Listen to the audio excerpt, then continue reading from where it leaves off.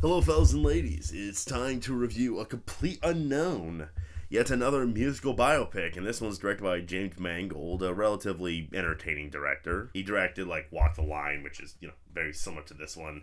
He also did Ford vs. Ferrari, Logan, Three Sets of Yuma. And this film follows the rise of Bob Dylan, a mysterious folk singer, and it primarily focuses on his transition to electric music, which a lot of people were like, hey, no, don't do that. This movie stars Timothée Chalamet as Bobbeth Dylan, and the biggest thing you gotta know is that he fucking killed it. This man is incredible as Bob Dylan, and right off the bat, just need to get that out of the way. This dude is incredible. Dude nailed the mannerisms of Dylan to a horrifying T. He did the singing exceptionally. He has such an interesting, mysterious aura around him that just worked in every scene. Timothy just nailed it across the board, and really happy to say that, because I went in with a bit of skepticism, because I was like, is Timothy really gonna nail it? And he fucking did. A lot of this movie, when it does work, it's because of him. The concert sequences work because of him. The moments where we're just on him work because of him. This movie doesn't really give a lot of insight into Bob Dylan, which I will get into further, but Timothy kind of makes it work. I guess since I'm on performances, I can talk about the other performances. I liked Elle Fanning a lot. She was probably the most emotionally transfixing performance of this movie. There is a lot that goes on with her. I also thought Edward Norton was really nice. He's very a soft-spoken sweetie pie. He's like a teddy bear. Edward Norton just played it off really well. Monica Barbaro, I saw a lot of praise for her. She was singled out for the most part, and I was a little excited for that. And she is very good. She has a beautiful singing voice, but I don't know. I thought she was just a very good performance. She did nothing wrong, just whatever. I also want to give a shout out to Boyd Holbrook, who played Johnny Cash. That dude fucking killed it. Oh my god. But anyway, I got the performance out of the way. I want, that's probably the thing that people want to know about the most. I want to talk about the rest of the movie, because I'm a little mixed on it. I definitely don't think this is an awful movie. I remember watching the trailers, going, this is the most walk hard of walk hards that's ever existed. There was a shot from the trailer where it was I heard Bob's going electric, and then another guy goes, not on my stage, he's not. Get the fuck out of here. And the movie is pretty walk hardy, but not extremely walk hard in the way that Elvis and Bohemian Rhapsody are. This movie actually is pretty unsensationalized for the most part. I reviewed Better Man not even an hour ago, and I commented about how that movie just goes all in on kind of dissing Robbie Williams even. In this film, I do think there is a bit of that runs into that issue of just treating the protagonist as this godlike figure. I understand that's Bob Dylan, but I was missing the grit a little bit. The movie actually is unsensationalized in the sense that it's pretty grounded. It's a very slow burn of a movie. The movie's not more methodical, very trying, whether it succeeds or not, to, kind of take a slow approach to Bob Dylan. The movie justifiably, Bob Dylan's a very mysterious figure. I'm not the biggest Bob Dylan guy. He's like most musicians for me. Do I dislike him? No, he's just there for me. I understand his accomplishments. I just, I'm not a Bob Dylan stan. So that's the approach I'm going into this, and, I understand that there's a a mystery to Bob Dylan that the movie has to pertain. And the movie does do that. Problem is, the storytelling is so bland that, it kind of feels like we're at a distance rather than keeping him enigmatic. The best way I can do is this. The Todd Haynes movie, I'm Not There, about Bob Dylan, does go the enigmatic approach, and it works because the storytelling is so fascinating. This film, it is kind of by the books. There are things that work. I think James Mangold did a well job as a director. I think the constant scenes, instead of emphasizing the insanity of the crowd, it feels to actually very much emphasize the person. It very much focuses on Timothée Chalamet and Monica Barbaro during these moments where it's let's get intimate with these two, instead of just looking at how the crowd is transfixed.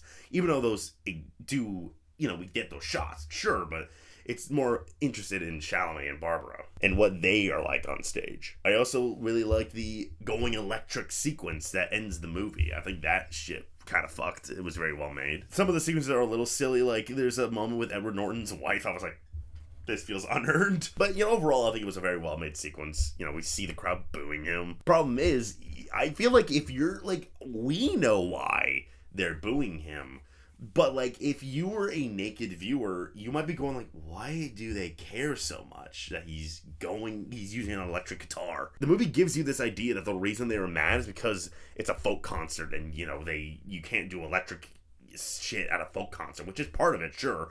But, like, there's more to it, and the movie isn't, I don't think uninterested in it.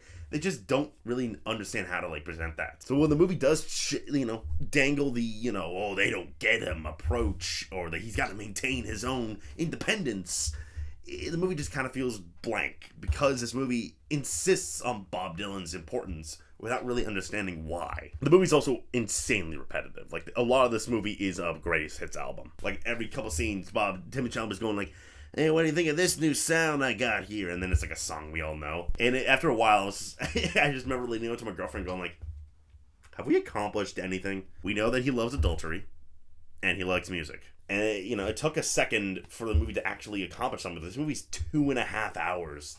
I'm not a runtime hater. I actually love that movies are embracing the length of a film.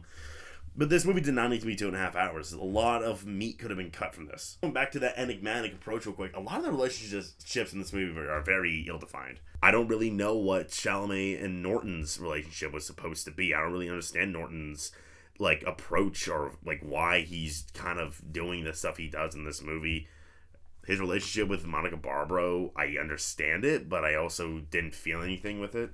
His relationship with Elle Fanning, I'm not really sure how I'm supposed to feel about him. That's a lot of this movie, is just kind of being like, because the movie wants to be so mysterious with Bob Dylan, justifiably, it doesn't really know how to approach his relationships, and they just kind of end up feeling like mishmashed and empty. And that's a lot of this movie. I think it's pretty, you got this amazing performance from Timothée Chalamet, and you kind of feels a little wasted at times, because you're just kind of going away with, kind of the same feeling about Bob Dylan you had before the movie. Yes, we know he's important to music now, but we still don't know why, if you didn't already. I was pretty enamored by the pure hypnotic nature of Timothée Chalamet's performance, but while the film doesn't completely go down the walk hard route, the movie's mysterious approach winds up feeling really distant, as it doesn't give us any strong reason for us to care about Bob Dylan or his relationship to others, to music, or to history.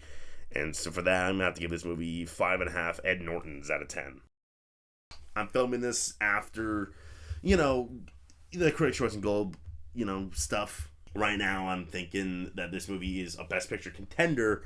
However, this movie is so slight that I don't think it has to get in. Maybe I'm coping because I didn't love the movie. But I feel like this movie is not a lock for Best Picture. I still feel like because A Real Pain and Sing Sing are, in, Screamgate contention, whereas this movie isn't, I think that this might still miss, although I'm not counting it out, of course. I don't really know where it's going to slow down. I think Timothy's going to keep getting... I don't think Timothy's going to win, by the way. I feel like I should get out of the way. It's a great performance, but it's not, Beatty. Either is Ed Norton, by the way. I think Ed Norton could miss, although I think if the movie gets in, he just happens. And he could happen. Someone brought up a J.K. Simmons comparison for Being the Ricardos, and I'm like, it could be like that. I don't know. I'm not counting him out, that's for sure. I am counting out Monica Barbaro. That's fake news. The thing is, the only other nomination this movie could realistically get is sound. It's not going to get screenplay. It's not going to get any other acting. Elle Fanning or Monica Barbaro are not getting in. Editing doesn't seem to be happening. The movie isn't very frenetic. It's a very slight film. The movie isn't going for a gut punch. I am curious how audiences are going to feel, because right now, critic reactions aren't, amazing. So we'll see. I'm not counting it out. However, I don't have it at this time. Alright. That's it. Let's grab and share. Now I'm going to go electric and piss off the old folk. Because that's who I am. I gotta find out who I really am.